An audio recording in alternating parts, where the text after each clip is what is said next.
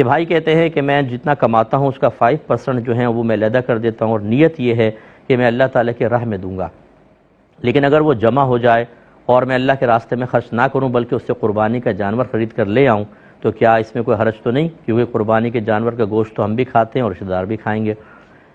دیکھیں مسئلہ یہ ہے کہ آپ نے صرف نیت کی ہے، اور نیت سے کوئی چیز آپ پہ فرض یا واجب نہیں ہو جاتی۔ اگر آپ چاہتے تو اس پیسے کو اللہ کے راہ میں دیتے، اور اگر چاہیں تو یہ تو قربانی ہے، آپ ذاتی اپنے کام میں بھی اس کو استعمال کر سکتے تھے۔ جب تک وہ پیسہ آپ کے پاس سے نکلے گا نہیں، نہ وہ آپ پہ صدقہ کرنا فرض یا واجب ہے نہ کچھ، تو وہ آپ ہی کا ہے اور آپ اسے کسی بھی کام میں لگا سکتے ہیں۔ لہذا اگر وہ جمع تھا اور آپ نے قربانی کا جانور لے لیا تو بالکل آپ کھا سکتے ہیں اور دیگر چیزیں سب کر سکتے ہیں۔ لیکن میرا مشورہ یہ ہے کہ جب آپ نے یہ نیت کی تھی کہ میں 5% اللہ کے لیے دوں گا، تو جمع نہ کریں، جیسی تنخواہ ملے 5% فوراً نکال کر